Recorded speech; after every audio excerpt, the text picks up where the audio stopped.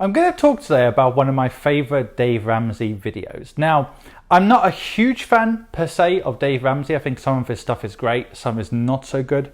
But I watched one video which I thought was absolutely on the money, absolutely fantastic advice that he was giving.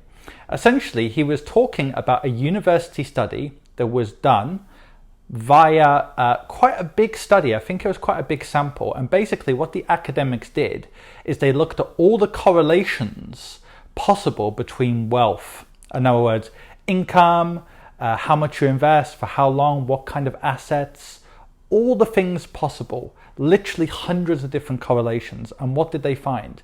The biggest correlation between wealth at 65 or whenever people retire was how much you invest and for how long. And if you think about it, it makes sense, right? In terms of if you've got person A and person B, they're both on the same income throughout their whole life, but person A invests for like 50 years and invests much more aggressively, let's say from age 20 until 70.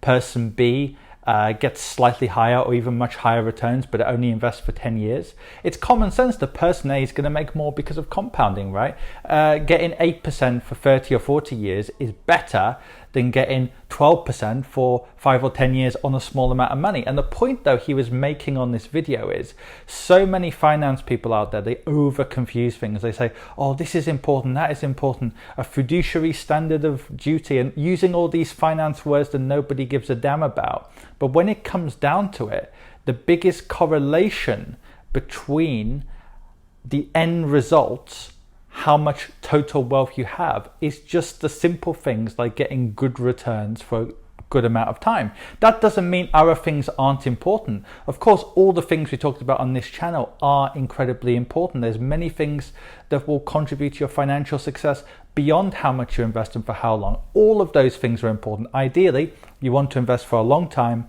get good returns, and everything should be perfect.